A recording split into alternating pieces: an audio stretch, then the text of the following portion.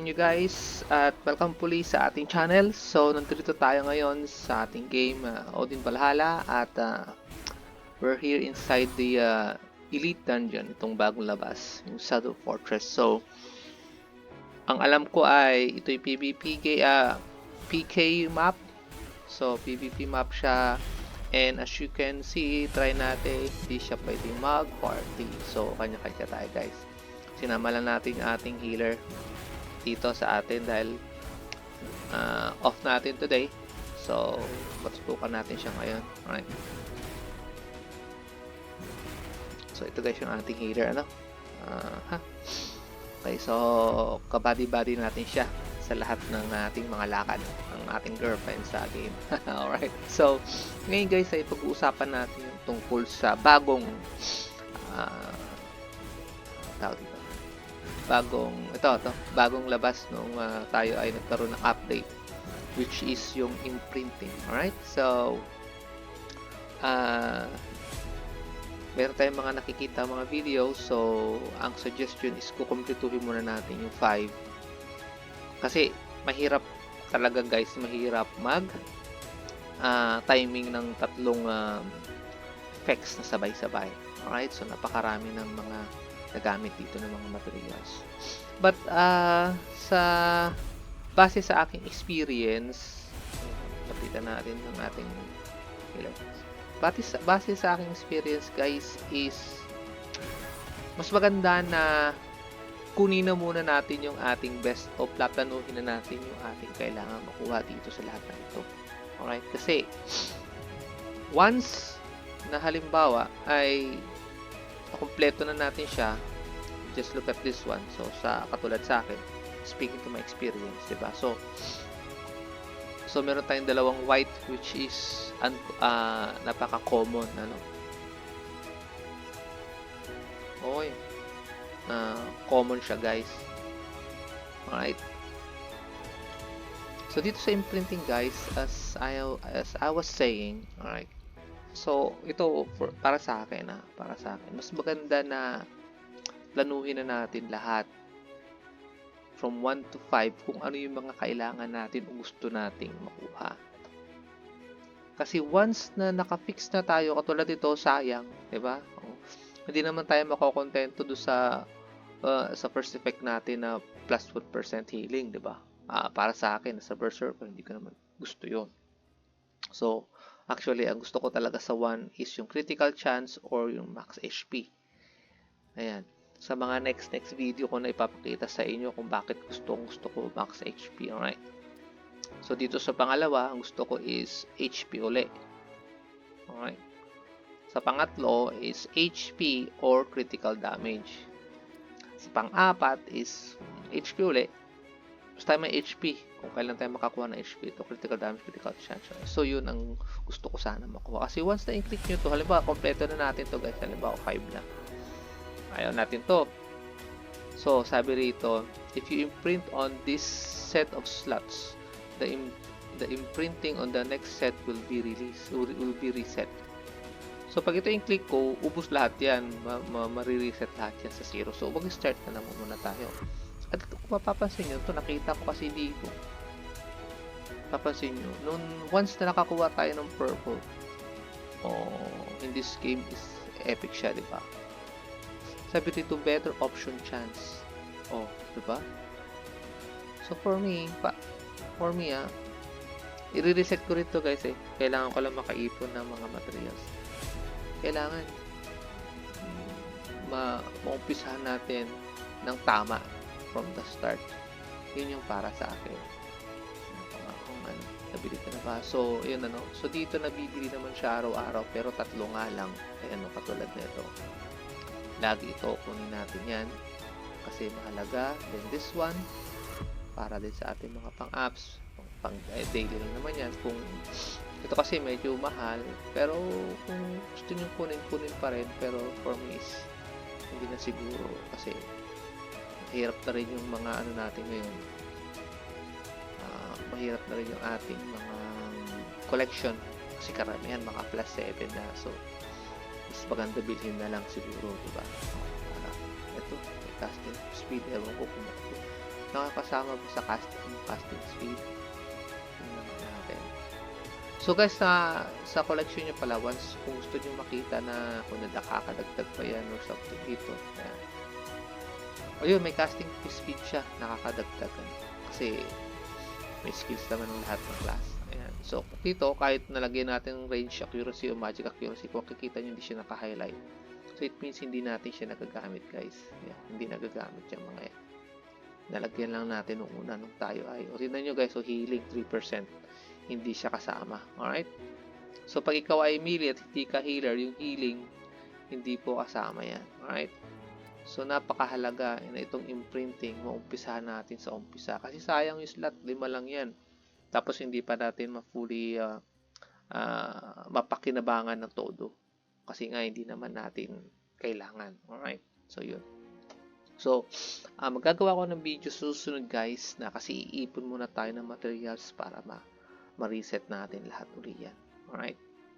Kasi pag nag-imprint ka, may lalabas doon na option kung gusto mo ng may specific kang effect na gusto at hindi siya titigil mag-imprint hanggat hindi niya makuha.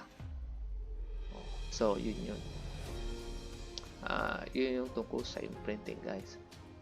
So, pagdating naman sa runes, well, alam naman na natin lahat yan siguro. Yun. So, kailangan din na kabase ka yung runes mo, syempre, sa class mo. So, ang advice ko sa runes is mag-focus sa accuracy kasi kung mapapansin ninyo dito sa game na to, katulad nito, 56, 57 tayo pero yung boss na kakalabanan natin is yung mas mataas sa atin, saka yung mga monster doon sa mga quest natin ngayon is orange or minsan red pa. So, ibig sabihin level up pa siya. Kasi pag white or blue, yung blue kasi medyo okay pa yon.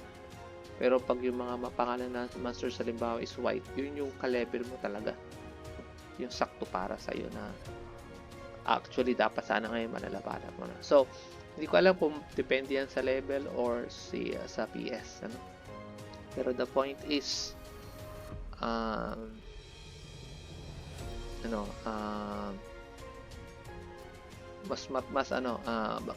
halos kadalasan is level gap kasi advance ka tayo pagdating sa quest. So, kailangan is marami tayong accuracy kasi nasubukan natin minsan yung mga boss katulad dito, yung susubukan natin boss. Or bukas siguro gagawa tayo ng panibagong video, palilebelin muna natin siya. Laging nagmi-miss guys, minsan nakakainis, nakakasuya. So, babalik tayo doon. Total, hindi naman pala nakakadagdag sa deaths natin. So, tara lang. Kasi ilan pa yung oras natin dito. Mahaba pa to, alam ko eh. Sa A tayo. Nasa B tayo kanina eh. Alright. Yun lang, sayang ang gold pala dito kasi bawat pasok is 50k guys. Napakahirap pa naman ang gold dito. Ano? So, kung meron kayong mga suggestion or comments doon sa imprinting, maganda at makapag-discussion tungkol doon, di ba? Kasi, mapapansin ko dito sa game na to, talagang kailangan mag-invest ka ng time. Parang siya kasi, investment talaga tong game na to eh. Na kailangan maglalaan ka talaga ng time, maglalaan ka talaga ng research mo. Kasi nga doon sa napanood ko nga na video bago lumabas yan, yung mga gumawa ng mga Korean servers sa Korean server. Yun, sinasuggest nila na na pupunuin daw muna yung limang imprinting na yun. Pero mapapansin nyo, hindi siya tama kasi at the end of the day, uulitin mo pa rin eh, di ba? Yun ang mangyayari dun. At the end of the day, uulitin mo pa rin siya. So, anong sense na itutuloy mo siya na sa umpisa pa lang, number 1 pa lang is mali na. So, yun yung isa sa mga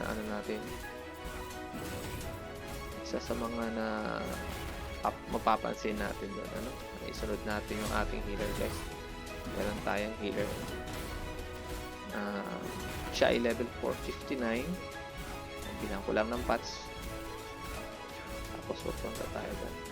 Okay. So, meron din akong tinetesting ngayon sa build ng Berserker. Kasi kung mapapansin nyo, lahat kasi ng mga classes, di ba? Meron silang mga unique specialty. Alright? So, ang alam ko pagdating sa sa Paladin na lang is meron siyang debuff, di ba? Meron din siyang heal. Pero usually ang anuhan talaga ng Paladin nata is buff or debuff. Ngayon, sa katulad naman sa Ranger, Sniper is ano naman siya? Dodge, ha? So, meron siyang skills na dalawa na bibigay sa kanan dodge, which is napakaganda kasi makakapagbigay sa iyo ng time na makaiwas ka sa mga damage katulad sa mga boss. Yan. Tapos yung katulad dito, itong Berserker, ano ko sa inyo mamaya. Sa Berserker, ano naman siya? Wait, saan ba ito? Doon sa kabila. Wala. At ganun. Saan ba tayo pumasok kanina? Alright. Uy, nadudoon yung aking. Alright. Sa Berserker naman is reflect. Kung mapapansin nyo, di ba? Reflect siya. So, sabi ng iba kasi is parang parang wala namang yung reflect kasi parang hindi maganda. Pero yan, meron akong tetestinging build, guys. Inaayos ko pa lang siya. So once na makita ko or makita natin, ma-set up na natin yung gusto nating ma-set up, titignan natin ngayon kung effective talaga. Surprise muna, guys. Surprise muna. Kaya ako, gusto ko is for now is HP muna yung mga makukuha ko, yung mga kukunin ko. Kasi dahil nga dun sa ating pinaplano sa pagiging mag-focus tayo sa reflect. Alright. So, katulad halimbawa ng ko pa kasi nagamit yung yung mage. Meron ako parang nagamit na mage pero hindi ko siya masyadong pero alam ko parang mana shield. Hindi ko alam, correct me if I'm wrong, do sa mga merong mage. Parang yun nga, parang mana shield ang meron siya. Tapos dito sa healer, syempre alam naman natin lahat, meron siyang healing, meron siyang resurrection, talagang full support. Ayan na guys yung ating healer. Alright, so nakuha natin siya. Dito pala, guys, hindi pwedeng mag party dito sa dungeon na ito. I'm not sure kung bakit hindi pwede. Kasi PvP daw. Sige. Ito yung ating healer, guys. Ayan. So, hopefully, mapa 60 natin siya. Lapit na yan. Ilan ng percent niya? 50% na siya para mag 60. So, magkakaroon siya ng epic na avatar. So, yun na lang muna siguro, guys. So, mag-comment kayo sa mga kung may sasuggest nyo, masasabi nyo tungkol dito sa imprinting. But for me, dapat talaga from the start is ayusin na. So, kailangan mag-ipon tayo ng maraming imprinting material. So, I suggest siguro ipon ka ng mga 200, 300. Ako, mag-ipon muna ako ng mga 300 siguro bago ko i-reset ko lahat. So, meron namang araw-araw, may 30 naman. Tapos, nakukuha din yan sa wait. Drop yan eh. Saan nakukuha yan? Sa crafting, pwede siya sa dungeons, at saka sa Shadow Fortress, o katulad dito, Shadow Fortress. Nakakrap siya, anong kailangan? Ito, saan ba nakukuha to? So, Battle of Valhalla tsaka sa Dungeons din. Alright? So, dito, alam ko may shop kasi dito eh. Yun ang alam ko eh. Dito. Ito, Shadow Portal shop dito. Ayan. 80. Kailangan. 80. Defender, attacker. Alright. Ano ba to? Shadow points.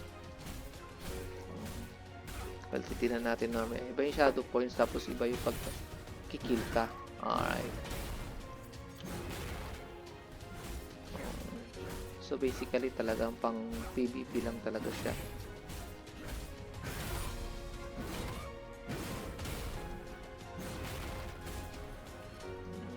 Ayan. So, siguro pag nakapatay ka ni Sion, tsaka ka siguro nakakakuha. May defender tsaka may attacker pala dito. Alright, so yun. Okay.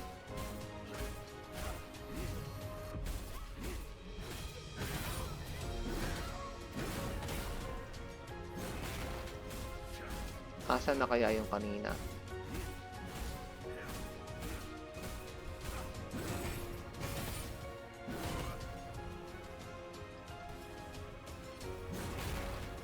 Dapat sana ano eh. Ewan ko kung meron bang setup dito na pwedeng sa attack ano siguro sa settings na pag inattack ka ng kalaban, yung kalaban mo, yung pig ano mo lang, tao mo lang papatayin mo o babanatan. Pero parang hindi ko pa na-check guys. Hirap kasi mag-ano eh. Pagsabay ng work tsaka ng playing eh, no? Pero enjoy lang tayo guys. Enjoy lang natin. Okay. So hanggang doon na lang muna tayo guys. Tungkol sa imprinting. Gawa ulit tayo ng video about dun sa pinaplano kong tawag dito build ng isang berserker na kakaiba. Wala pa akong na-encounter na may nagsabi na ganun yung gagawin nila, pero we will see. Basta magpo-focus tayo sa reflect. Yun yung gagawin natin guys. Alright, thank you so much.